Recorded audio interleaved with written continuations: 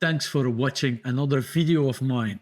And for those who are wondering who I am, I started with Scrum and Extreme Programming in 1998, before the Agile Manifesto was coined. In that sense, I will be providing some insights of 25 plus years of helping organizations transform themselves. Not touching up on the basics, but elevating them to another level. Hopefully giving you something valuable to take home. It is a brand new talk that has some snippets from designing agile organizations and certified less practitioner courses without being dogmatic about them. Along the way, I also present some client data as inspiration. Enough of an introduction, I guess. Let's dive in.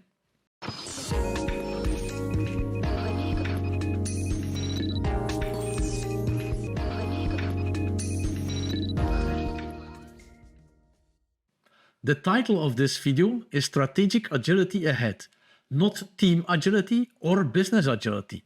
Are you familiar with strategic agility?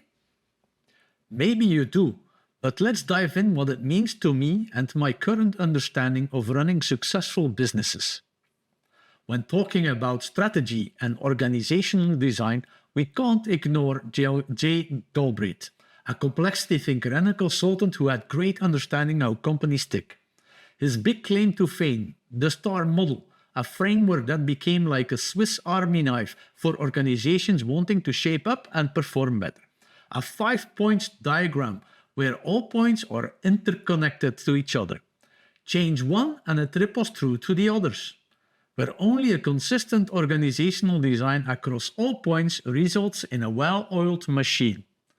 I assume all of you can easily relate to strategy, structure, and processes, possibly even to rewards and people. Yet, let me give you some guidance on those. Rewards are about everything that motivates the team, including salary, bonuses, pats on the back, or even a free lunch for doing a great job. While people take into account hiring and training, learning and development aspects, the beating heart of the organization. I guess you all understand that if one element weighs in more than any other, it is strategy. So, do you know your company strategy? Would you be able to clearly state it to me? I noticed something like this is easily said, not that easily done. I understand it is not that easy to understand strategies and all their detailed context-sensitive tweaks. Luckily, there are 3 archetypes that can help us make sense of the world without needing all details of a specific strategy that is set forward. A product-centric organization mainly focused on innovation and time to market, serving many with one product, having a one-to-many relationship to its customers, which is different from a customer-focused organization that has a one-to-one relationship to their customers. And finally, an operations-centric focused organization that is mainly concerned about low costs and reliability. In a course or consultancy assignment, we would play a fun bingo card game to uncover the main focus of the organization. See the cards on the top right here. But in a non-interactive way like this video, that is just not effective. Sorry. So with the limited information here on the screen, do you think you are in a product-centric focused organization? Or rather a customer-centric organization? Or maybe even an operations-centric one? All of them will require some kind of agility or adaptability, so you will definitely be in one of them, but might need some more information to evaluate as we can't do the bingo game. Let's see how they map to Galbraith's Star Model and how the strategic focus will drive agility forward. The operations-centric strategic focused organization.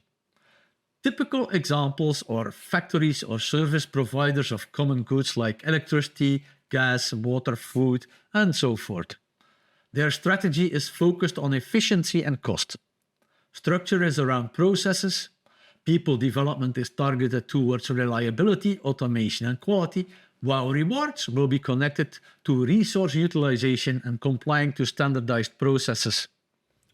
The agility or adaptability is mainly targeted to changes in volume and, looking at Tesla factories these days, abilities to optimize process steps towards higher efficiency and lower costs. Yet, every organization is an ecosystem with a mix of focuses.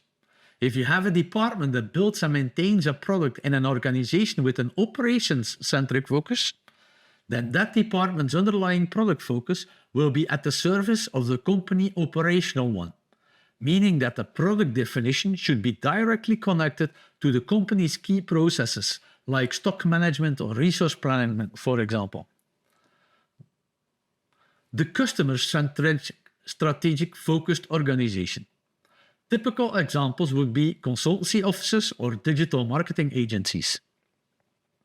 The main strategy will be connected to customer retention and its related LTV, lifetime value, where people are hired and trained to build long-term relationships, and the organization, its units or departments with own P&L will be more structured towards customers and specific target market segments, delivering high customer satisfaction. The agility or adaptability in this case will be more related to the organization's ability to deliver highly customized solutions to their clients and follow up on their specific needs. In such a customer-centric organization, a product-focused department will need to take this into account on how they build their products, as it has to serve many specific needs and configurations, which is different from our next one here. The product-centric strategic-focused organization. There are organizations that sell products to clients in a one-to-many way, the Apple and Microsofts amongst us. Compared to our previous customer strategic focus, a product strategic focused organization will be a lot more product vision driven. Looking for innovation, developing high expertise in research and development, having departments and units directly connected to its products, with a P&L as well as related rewards connected to its success or failure. The agility or adaptability is here not in jumping from one feature request to another. It is about the ability to adapt to larger market or technology changes, adapting product vision accordingly. Ysoft, a former client of mine, did an acquisition, I think in 2022, mainly to acquire the technology. Their 14 existing teams had to completely shift to that unknown technology stack. It took the teams about 1 month to get up to speed and starting to deliver new value. That's what is meant here. So each strategic focus archetype requires a different kind of agility and should be treated as such. In other words, strategic agility. Crucial and most violated on is that the 5 elements are not aligned to each other. The model clearly indicates the elements are interconnected and should be aligned to drive success. Yet many organizations violate this principle. This is something we tend to observe in many product strategic focused organizations. Do you think the star model items presented here are aligned? Have a close look. Do you think yes?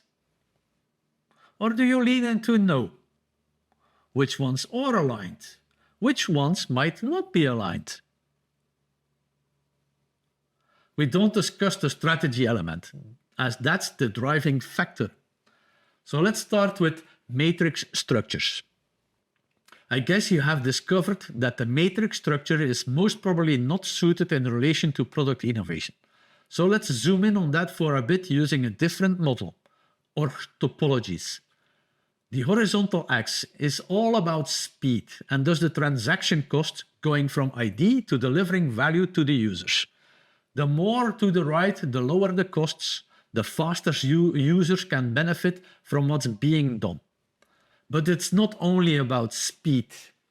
The vertical axis is about the adaptability to significant market and technology changes, or customer demands maybe, and thus the switching cost to keep being relevant in our VUCA world. In short, the map gives us some insight in the ability of an organization to build the right things fast. Without further explanation, using the power of the map, have a look and try to identify where most of your teams are located on the map. Are they in the A regions? Or maybe in the B regions? Maybe few of you could say they are in the C regions. But hey, we were talking about matrix organizational structures, didn't we? Having functional organized teams and individuals and matrix organizations encourage a split between discovery and delivery, or business and IT R&D. And in between that split, there is coordination mayhem by means of projects. Certain people in these kind of organizations will feel that this isn't the best way. And so came the first wave of Agile. A move of the delivery part towards the right. Be faster. As you can see on the map, it is indeed most probably faster with lower transaction costs. Yet, we did not win that much in the sense of the coordination mayhem, as it's still split left top to bottom right. Then again, it is great that organizations move to more cross-functional teams, either owning a component or a selection of features within the product. Something many organizations engage in or achieve these days. Hence the first wave of Agile. As functional silos were broken down in the delivery part, one had to come up with something new to cluster a group of people in the organizational charts. In this case, internal-facing products were being coined and talked about. Something like SAP, Salesforce, Data Lake, iOS app, Android app, and so forth. Initiating a product gap with the customer-facing products, further increasing the gap and misunderstandings between discovery and delivery or business and IT R&D. Many product management models and frameworks out there, like the pragmatic marketing framework, or maybe the upcoming model from Marty Kagan, are very good attempts to solve this. Yet, only focusing on process, staying true to the split in structures, does not 100% align to each other from the star model perspective. This brings us to the second wave of Agile, one where discovery and delivery come together, collaborating to drive the biggest impact, truly benefiting from the supporting process-focused frameworks and models out there. Finding ways to have a group of teams or even all teams working together as one, a team of teams. And that is exactly why I like less. It fits this mapping very well. It's a reference model that has proven its benefits in many different markets and for different sized companies.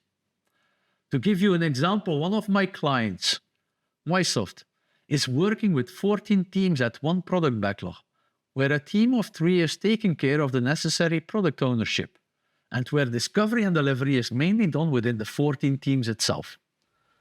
So it is possible to get there. Yet, it is not a small change.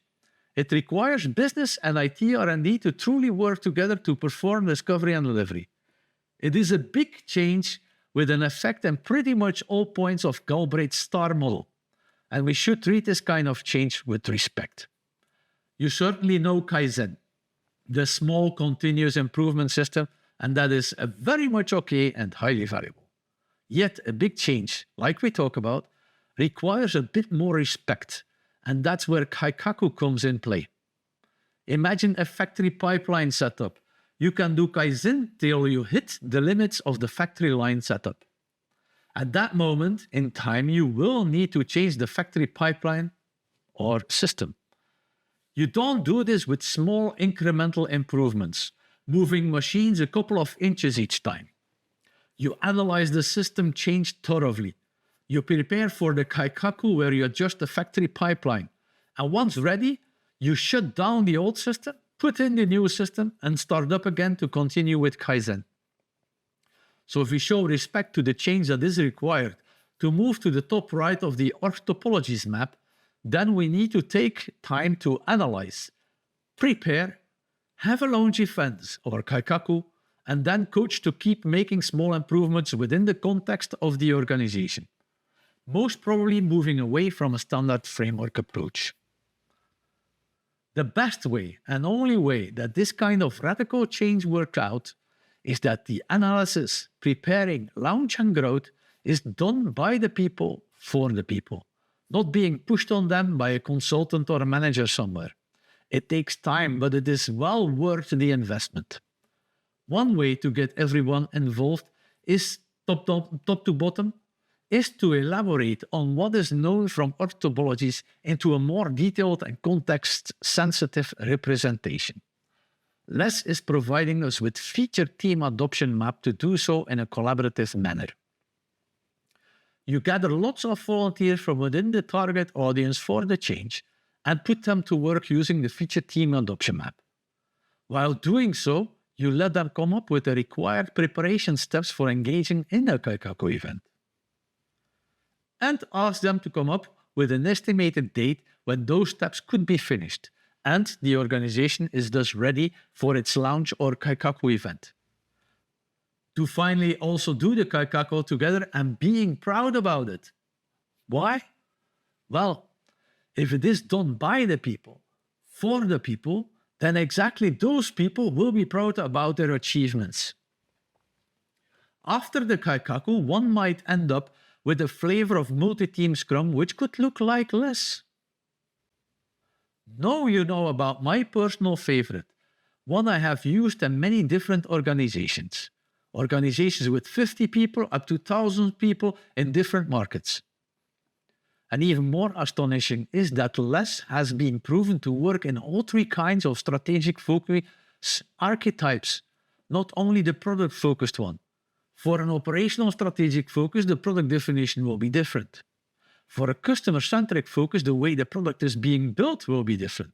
All the rest is relatively similar. Yet, I'm not dogmatic and want to give you some insights into other options.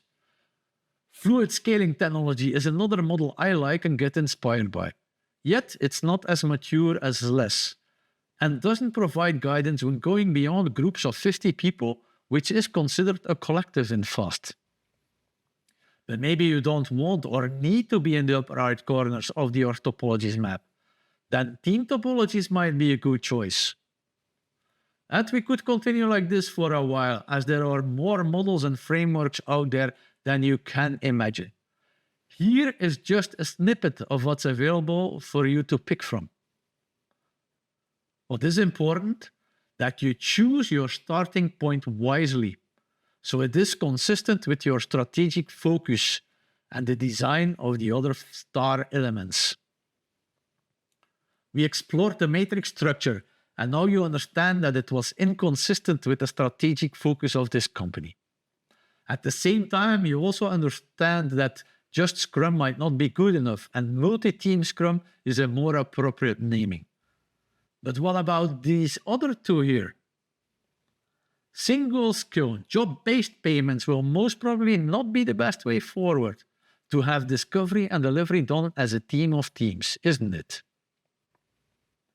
There is a lot of ideas out there and not enough time to go into all details, but let me give you one out of the organizational design guidelines from my DAO, Designing Agile Organizations course.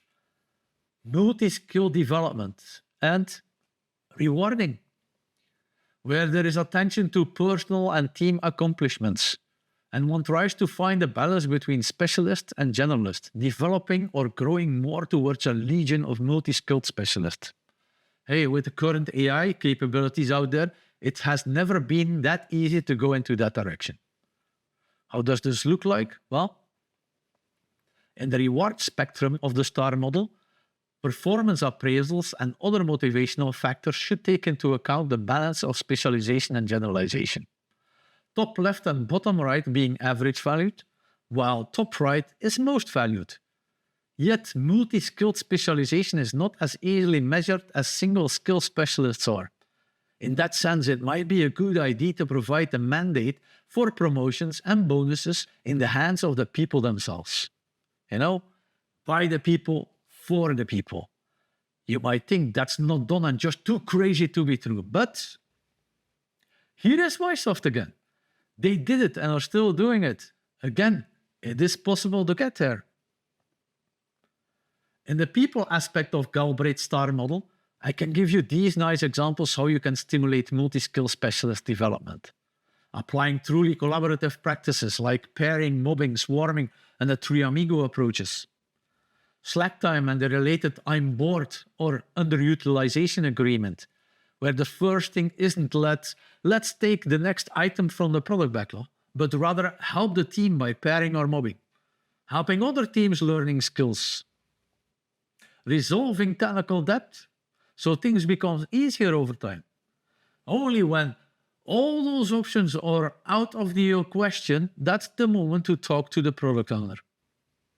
Additionally, within many of the clients I work with, you could initiate a regular sprint-based internal knowledge transfer sessions. Open to also one can avoid having chapters or communities of practice which would lead us back to the single specialization.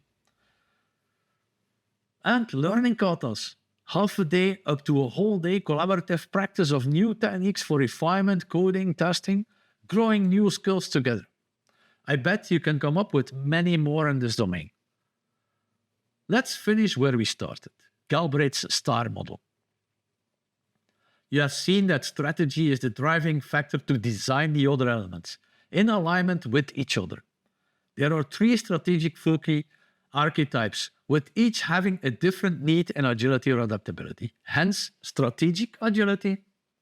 The starting point of any agile transformation is the strategy, the first thing to make very clear to all involved. As with many other things, there are many ways to do so, and it doesn't really matter that much which one you use as long as you do so. For myself, I use a North Star metric, customers on stage, helping them to make such an impact they are just too proud to keep quiet. Here are a few examples you can visit to get inspired. Sometimes C-level and directors, sometimes agile roles, sometimes the developers themselves, addressing the full spectrum of Galbraith Star Model.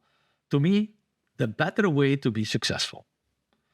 If you want to know more about this and many more organizational design principles and practices, then I would recommend you to join my 2-day DIO class in April. If you're more like, give me the tools and practices to get this multi-team scrum in place, then I would recommend you to join my 3-day CLP course in March.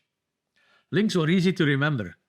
bit.ly AC talk from Agile Consortium talk -DAO or CLP. Leaves me to say thank you for paying attention.